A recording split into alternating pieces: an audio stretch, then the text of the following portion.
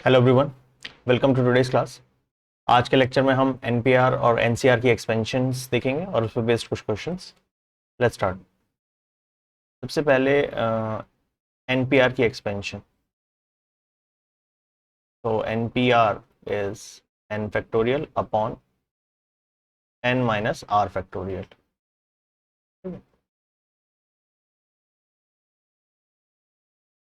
वहीं पर अगर हम एनसीआर देखें तो that is N factorial upon R factorial N minus R factorial. ये बेसिक वर्किंग होगी, कैसे हमें एक्सपैंड करना है। ठीक है। अच्छा, इस पे बेस्ड कुछ प्रॉपर्टीज भी हैं एनपीआर एनसीआर की। मेनली तो एनसीआर की प्रॉपर्टीज हमें करनी है, एनपीआर की नहीं करनी। ठीक है, एनपीआर की बस एक्सपेंशन पता हो, उस पे बेस्ड हम क्वेश्चन कर लेंगे। ठीक, तो अब हम प्रॉपर्टी देख लेते हैं। Properties of NCR.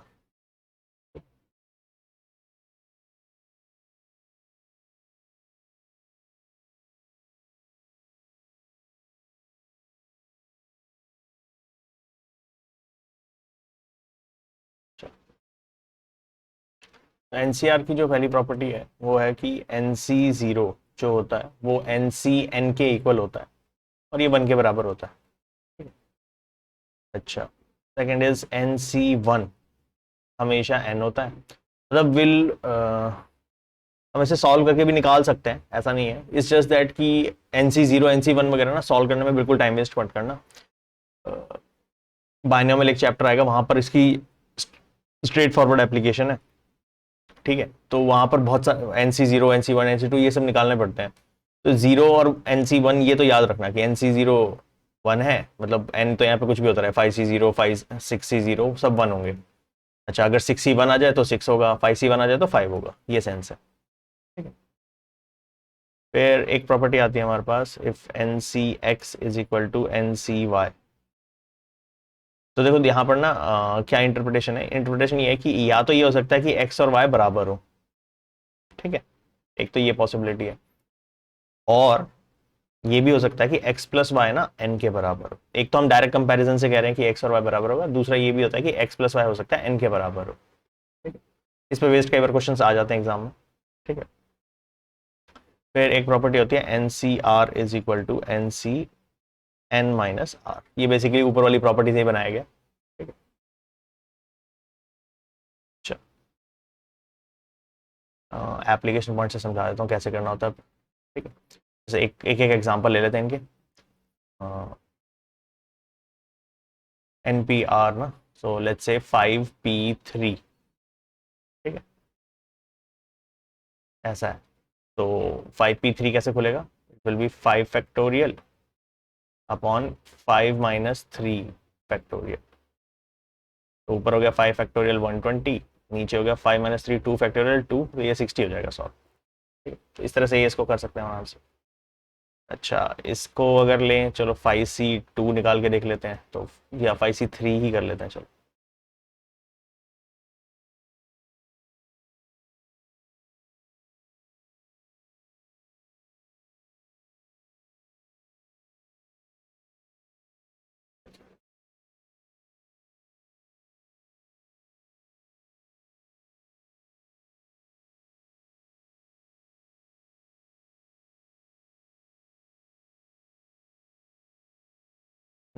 मान लो फाइव सी थ्री ही निकाल लिए, तो ये हो जाएगा फाइव फैक्टोरियल अपॉन, एक तो होगा थ्री फैक्टोरियल, एक होगा three five minus three factorial. ठीक है, तो ये हो जाएगा basically five factorial three factorial two factorial. ठीक है,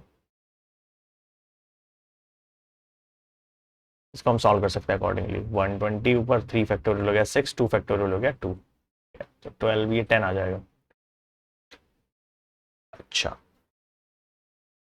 ये हो गया बेसिक एक्सपेंशन अभी तो। ठीक है, फिर इसका एग्जांपल मैं तुम्हें बता ही दिया था कि जैसे सिक्स सी जीरो निकालना है वो भी वन, और हंड्रेड सी जीरो निकालना है तो वो भी वन, सॉल्व भी नहीं करना।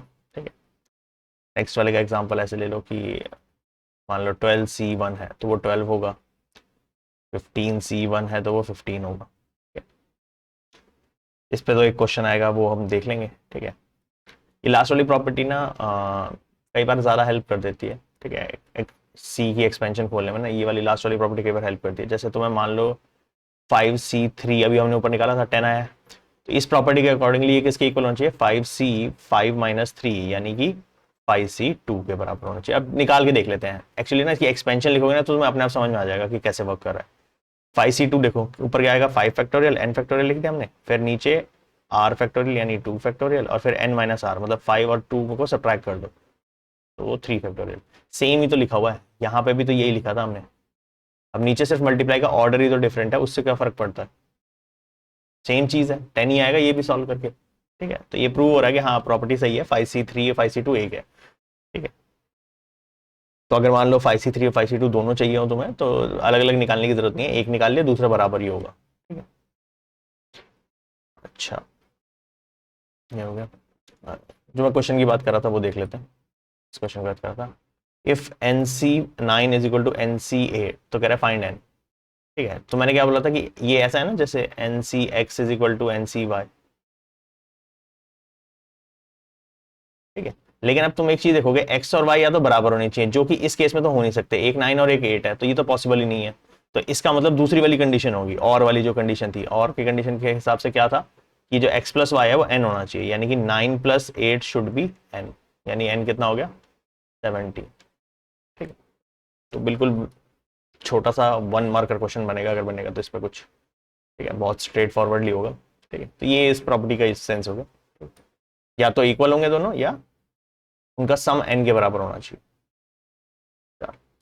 नेक्स्ट देखो, ऐसे वाले क्वेश्चंस काफ़ी सेंसिबल रहते हैं, ठीक है। ऐसे सॉल्व करने के लिए थोड़े से बेसिक आइडिया होना चाहिए कि फैक्टोरियल वगैरह में ना, नॉर्मल फैक्टोरियल जब नंबर में होता है तब तो ठीक होता है, जब वो ना वेरिएबल में आ जाता है ना फैक्टोरियल्स वगैरह, तो समझ नहीं आता कि खोले कैसे। तो इस क्वेश्चन को करके देख लेते हैं, थोड़ा सेंस समझ में आ जाएगी। एक क्वेश्चन से तुम्हें आइडिया पता चल जाएगा, वो सारे क्वेश्चन में फिर वही आइडिया लगाना है। पहला देखते हैं, कह रहा है find n if n-1 p3 जो है, अच्छा रेशो दिया होगा ना, रेशो np4 = 1:9 ये दिया हुआ, तो ठीक है। खोलना शुरू करते हैं। p वाला खुलता कैसे है, ऊपर तो हो जाएगा जो भी फैक्ट, देखो अगर यहाँ npr होता तो n फैक्टोरियल लिखते, अगर n-1 है तो n-1 फैक्टोरियल लिखोगे, और नीचे r का फैक्टोरियल, r क्या है 3 है यहाँ पे, 3 का फैक्टोरियल, ठीक है। रेशो लेना है मतलब डिवाइड करना है, ठीक है। और दूसरा क्या है np4, तो वो हो गया n फैक्टोरियल अपॉन, सॉरी नीचे तो था n-r था ना, ये गलत हो गया, लिख लेता हूँ फॉर्मूला सामने ना ताकि देख भी पाए। np r का जो फॉर्मूला है वो है n factorial upon n-r factorial, ठीक है। मैंने खाली r फैक्टोरियल लिख दिया था, तो ये जगह n-1 और फिर n-1 में से 3 भी सब्ट्रैक्ट करना पड़ेगा, ठीक है। अच्छा इसमें क्या हो जाएगा np4 वाले में n factorial upon n-4 factorial, ठीक है, = 1:9, तो 1/9 लिख देता हूँ, ठीक है। तो चलो, अच्छा ये डिवाइड है, मल्टीप्लाई में कन्वर्ट कर देंगे, उल्टा कर देना, तो ऊपर n-4 फैक्टोरियल आ जाएगा, नीचे n फैक्टोरियल हो जाएगा, ठीक है। अच्छा इसमें भी ऐसे ही हो जाएगा, ऊपर n-4 फैक्टोरियल आ जाएगा, नीचे n माइनस, नहीं नहीं, अच्छा इसको क्यों रेसिप्रोकल कर रहे हैं, ये तो नॉर्मल है ना, n-1 factorial upon n-4 factorial. अच्छा इसका एक बहुत बेटर फायदा ये हुआ कि दोनों के इसका डिनोमिनेटर और इसका न्यूमरेटर सेम आ गया, तो n-4 ये तो कट गया, ठीक है। अब तो बचा हुआ बस जो है उसको सॉल्व करना है, और उसको सॉल्व करने के लिए ना एक आइडिया ध्यान रखना, हमेशा क्या करना है कि जो बड़ा फैक्टोरियल होगा उसको छोटे फैक्टोरियल के टर्म्स में बनाएंगे। अब मुझे कैसे पता कि n बड़ा है या n-1 बड़ा है, तो कॉमन सेंस से ये तो समझ में आता है कि हाँ n-1 n से तो छोटा ही होगा। और अगर किसी को दिक्कत हो जज करने में इसको, या आगे किसी ऐसे क्वेश्चन में दिक्कत आए, तो क्या करो, n की कोई वैल्यू मान लो n 10 है, तो n-1 9 होगा, मतलब n-1 छोटा है तो यानी, और n बड़ा है, तो बड़े वाले को हमेशा ब्रेक करना है, यानी ये डिसाइड हो गया कि हम ब्रेक किसको करेंगे, इसको ब्रेक करेंगे। तो ब्रेक करने का आइडिया क्या है कि हम इसे लिख दें 1/n फैक्टोरियल को मैं लिख सकता हूँ ना, n × n-1 फैक्टोरियल, एक कम फैक्टोरियल में ब्रेक करो, ठीक है। जैसे मैंने बताया था कि 6 फैक्टोरियल है, उसे हम कैसे करते हैं, 6 इंटू 5 इंटू मान लो 4 फैक्टोरियल तक लिखना है, तो अब जैसे ही 4 आया उसका फैक्टोरियल लगा दो। तुम n-1 तक लिखना, क्यों, क्योंकि n-1 फैक्टोरियल कैंसिल हो जाएंगे फिर। ठीक है, यहाँ से n-1 फैक्टोरियल हटाओ, ये हटाओ, इज इक्वल टू 1/9 चल रहा है। आई थिंक हो गया ये तो सॉल्व, n इक्वल टू 9 आ गया। ठीक है, अच्छा इसमें हमेशा ध्यान रखना, n निकाल रहे हो या r निकाल रहे हो, वो होल नंबर्स ही आएंगे। ठीक है, वो नेगेटिव नहीं आ सकता, एन फ्रैक्शन नहीं आ सकता। तो अगर आ जाए तो मान लेना कि हाँ तुम्हारी कहीं गलती है, और उसके हिसाब से फिर वापस ही सॉल्व करना। ठीक है, फ्रैक्शन में निकाल मत देना बस। यहाँ पर एन नंबर है, 1 2 3 4 ऐसे करके आने चाहिए। ठीक है,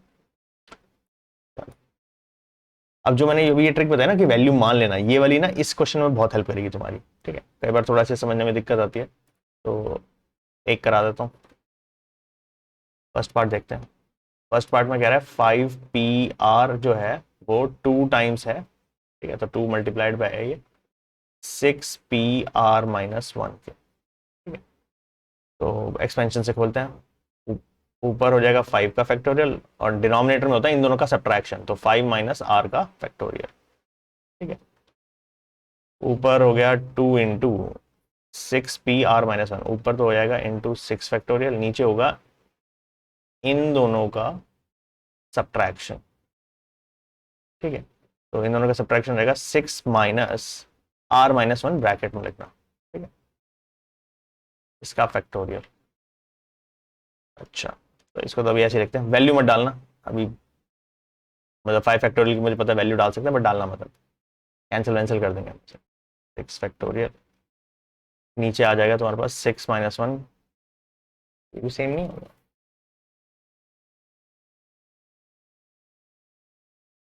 अच्छा 2 टाइम्स है ना, 5PR 5 minus R, 6 minus R-1 plus 1 हो जाएगा, तो 7 हो गया, यानी कि 7 माइनस R फैक्टोरियल। ठीक, चल अब आइडिया क्या है कि हमेशा बड़े फैक्टोरियल को छोटा बनाना है। तो एक तो मुझे दिख रहा है 6 फैक्टोरियल और 5 फैक्टोरियल, वो तो नंबर है, उसमें तो इतनी प्रॉब्लम नहीं आएगी, उसे जज करना आसान है। ठीक है, कि 6 फैक्टोरियल बड़ा है, इसको ब्रेक करेंगे 5 फैक्टोरियल के टर्म में। लेकिन प्रॉब्लम आएगी इन दोनों में, कि इन दोनों में से कौन सा बड़ा है। तो 5 में से R सब्ट्रैक्ट करो या 7 में से R सब्ट्रैक्ट करो, कौन सा बड़ा होगा। तो वैसे तो नंबर देख के ये पता चल रहा है कि हाँ 7 है, 7 में से सब्ट्रैक्ट करेंगे तो ये वाला बड़ा आने की चांस है। नहीं तो R मान लेना, मैं तो बोला ना जब भी कंफ्यूजन लगे R की वैल्यू मान लो, R की वैल्यू 2 मान लो। तो 5 माइनस R तो 3 आ रहा है, 7 माइनस R कितना आ जाएगा, 5 आ जाएगा, तो यानी ये बड़ा है, तो यानी इसी को ब्रेक करेंगे हम। ठीक है, तो एक ये ब्रेक करना है। ठीक है, 6 फैक्टोरियल को 5 फैक्टोरियल के टर्म में बनाना है, और नीचे 7 माइनस R फैक्टोरियल को तब तक ब्रेक करना है जब तक 5 माइनस R फैक्टोरियल ना आ जाए। तो ये 5 फैक्टोरियल एज इट इज, ये 5 माइनस R फैक्टोरियल भी एज इट इज, ये 2 इंटू 6 इंटू 5 फैक्टोरियल। ठीक है, नीचे वाला क्या हो जाएगा तुम्हारा, 7 माइनस R फैक्टोरियल ना, तो इसको हम क्या लिख सकते हैं, 7 माइनस R इंटू, फिर एक कम कर दो, अगर एक कम करोगे तो कितना हो जाएगा 6 माइनस R, लेकिन मुझे अभी 6 माइनस R नहीं चाहिए, तो अभी फैक्टोरियल मत लगाना। ठीक है, फिर एक और कम कर दो, 6 माइनस R में से एक कम करोगे तो कितना आ जाएगा 5 माइनस R, हाँ वो आ गया ना जो मुझे चाहिए, 5 माइनस R चाहिए ना, अब फैक्टोरियल लगा दो। ठीक है, तो ये 5 माइनस R फैक्टोरियल से 5 माइनस R फैक्टोरियल कट गया, 5 से 5 फैक्टोरियल कट गया। ठीक है, तो आई थिंक अब तो ईजी हो गया सॉल्व करने के लिए। तो यहाँ पर बचा सिंपली 1 इज इक्वल टू, ऊपर आ गया 12/7 माइनस R 6 माइनस R। ठीक है, क्रॉस मल्टीप्लाई कर दो, 7 minus R 6 minus R equal to 12। ठीक है, अच्छा एक तरीका तो क्या है कि लिटरली तुम इसे मल्टीप्लाई करो, क्वाड्रेटिक इक्वेशन बनाओ, सॉल्व कर लो। ठीक है, दूसरा तरीका ये हो सकता है कि तुम्हें पता है कि n और r जो है वो अच्छे अच्छे वैल्यूज है, मतलब 2 3 4 ऐसे है ना, तो हिट एंड ट्राई से भी कर सकते हो, और एमसीक्यू दे रखे हो तो बहुत बेस्ट है। उस केस में तो क्या करोगे, तुम ऑप्शन से उठा उठा के r की वैल्यू डाल के चेक कर लो कि किससे मल्टीप्लाई करके 12 आ रहा है। ठीक है, तो वहां तो सॉल्व करने मत बैठ जाना ऐसे। ठीक है, चलो अभी तो पहले प्रॉपर सॉल्व कर लेते हैं, देख लेते हैं उसमें भी कोई लॉजिक मिल जाएगा। ये कितना आ गया, 42 minus 6 minus 7 minus 13R plus R² equal to 12। ये हो गया R² minus 13R plus 30 equal to 0। हाँ तो ये तो अच्छा मिल गया ना हमें, r-10 r-3r plus 30 equal to 0। हाँ तो बढ़िया है ये तो इक्वेशन, r-10 r-3 आ गया, ठीक है, इक्वल टू 0। r की वैल्यू आ गई 10 या दोनों पॉजिटिव आई हैं, दोनों अच्छी वैल्यू है, होल नंबर्स है, फिर सेलेक्ट कौन से करें। अब यहां पर एक लॉजिक और डिस्कस होता है कि जो हम ये NPR या NCR लिखते हैं ना हम इसमें, इन दोनों फॉर्मूलों में, ठीक है, इन दोनों ही फॉर्मूलों में ये ध्यान रखना कि जो R है वो 0 से हमेशा बड़ा होना चाहिए और less than equal to n होना चाहिए, ठीक है, मतलब जो भी n की वैल्यू होगी उससे छोटा होना चाहिए, बड़ा नहीं हो सकता, ठीक है। अच्छा तो इस क्वेश्चन में देखो क्या था, ऊपर चल रहा है n, यहां पर चल रहा है 5, यहां चल रहा है 6, तो r की वैल्यू ना 5 और 6 से लेस होनी चाहिए ना, 5 से भी लेस होनी चाहिए और 6 से भी लेस होनी चाहिए, ठीक है, तो बेसिकली 5 से लेस होनी चाहिए। एक वैल्यू आई थी हमारे पास 10, अब उस लॉजिक के हिसाब से हमने तो स्टार्टिंग में क्या देखा कि r जो है वो 5 से भी लेस होना चाहिए और 6 से भी लेस होना चाहिए, तो किसी भी तरह से ये 10 तो नहीं आ सकता, तो 10 रिजेक्ट हो जाएगा, 3 एक्सेप्ट होगा, ठीक है। ये ध्यान रखना कि जो भी हम ये NPR या NCR खोल रहे हैं उसमें कंडीशन क्या है कि R जो है वो हमेशा n से लेस होना चाहिए, तो यहाँ से ये कंडीशन डिवाइस होगी, ठीक है। स्टार्टिंग में लिख देता हूँ फ्रॉम दिस, इनसे हमने क्या निकाला, R should be less than equal to 5, 5 हो सकता है, 5 से कम हो सकता है, 5 से ज्यादा नहीं हो सकता, ठीक है, तो 10 तो पॉसिबल ही नहीं है, ठीक है, रिजेक्ट हो गया, as R is less than equal to 5, ठीक है, ये भी हो गया, फायदा हो गया क्वाड्रेटिक इक्वेशन सॉल्व करके, ठीक है। बाकी तो वैल्यू डाल के भी चेक कर सकते थे, 1 डालते तो यहाँ था 6, यहाँ था 5, 30 नहीं है, फिर 2 डालते तो 5 और 4 20 नहीं है, फिर 3 डालते तो आ जाता 7 माइनस 3 4, 6 माइनस 3 3, 4 3 12, तो वैल्यू पुटिंग से भी जल्दी हो जाता है, ठीक है। गिवन दैट तुम्हें पता हो कि आंसर जो है वो होल नंबर आने वाला है या ऑप्शन अवेलेबल हो तो बेस्ट है उस मामले में, ठीक है। तो MCQ वाले में तो यहाँ क्या करना है, MCQ में ऑप्शन चेक कर लेना, यहाँ पे ऑप्शन चेक, वहां तो क्वाड्रेटिक इक्वेशन स्प्लिटिंग लिटिंग कुछ मत करना, ठीक है, डन। चल ये हुआ कंप्लीट NPR NCR इसकी वेरिएशन। एक क्वेश्चन और है ना, एक और कर लेते हैं इसमें, एक पार्ट और है ना इसका, 5PR is equal to 6PR-1। अच्छा आपकी बार डबल नहीं है तो ठीक है, ये भी कर लेते हैं। Second part 5PR is equal to 6PR-1। अच्छा आपके पास तो वैल्यू भी सेम है, तो फिर एक्सपेंशन में भी ज़्यादा दिक्कत नहीं आएगी क्योंकि अभी ऊपर किया हमने सॉल्व, तो ये हो जाएगा ऊपर 5 फैक्टोरियल, ठीक है, अपॉन इन दोनों का सब्ट्रैक्शन, तो सब्ट्रैक्शन कितना हो जाएगा 5 माइनस R फैक्टोरियल, ठीक है, और सेम चीज़ यहाँ पर 6 फैक्टोरियल अपॉन 6 माइनस R-1 करेंगे तो हो जाएगा 7 माइनस R का फैक्टोरियल। तुम आराम से करना तो कर लेना, अभी हमने ऊपर सॉल्व किया तो सेम बार बार सॉल्व नहीं करेंगे, फिर वही बड़े को छोटा बनाना है, तो 5 factorial upon 5 minus R factorial is equal to, ये हो जाएगा 6 इंटू 5 फैक्टोरियल और ये हो जाएगा 7 माइनस R 6 माइनस R, ठीक है, और 5 माइनस R का फैक्टोरियल, तो ये सेम भाई पहले की तरह कैंसिल हो गए। तो अब की बार जो इक्वेशन बनी है R-1 ही है ना क्वेश्चन, तो ठीक है ना, 5PR 6PR-1, हाँ ठीक है। तो अब की बार जो क्वेश्चन बना है हमारे पास वो क्या बन गया, 7 minus R 6 minus R equal to 6। अब एक काम करते हैं इसमें पुटिंग करके चेक कर लेते हैं, ठीक है, 1 पे क्या आ रहा है 2 पे क्या आ रहा है, ऐसे कर लेते हैं, क्वाड्रेटिक से सॉल्व कर ही लिया था ना तुमने, तो अगर R1 होता तो ये हो जाता 6 इंटू 5, ठीक है, गलत है, फिर R अगर 2 ले लेते तो ये हो जाता 5 इंटू 4, ये तो मेंटली मतलब लिख के दिखा रहा हूँ तुम्हें, वो तुम्हें तो मेंटली चेक करना है, 5 इंटू 4 20, ये भी नहीं है, फिर R इक्वल टू 3 होता तो 4 इंटू 3, ये भी नहीं है, फिर अगर R की वैल्यू 4 होती तो 7 माइनस 4 3, 6 माइनस 4 2, 3 इंटू 2, हाँ ये है सोच, ठीक है, R इक्वल टू 4 सोल्यूशन, ये ऐसे मतलब मैं कह रहा था कि वैल्यू डाल डाल के चेक कर लेना, ठीक है। एक तो तुम्हें पता है ना कि तुम्हारी जो टर्म्स आई है एक्सपेंशन के अंदर 5p आ रहा है, तो फिर से वही ना, R 5 से तो लेस होगा नहीं, तो ऑप्शन चेक करने के लिए है क्या है हमारे पास, 0 1 2 3 4 5।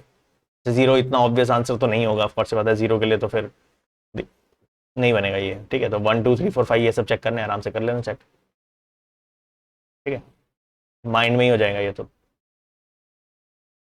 अच्छा, ठीक है।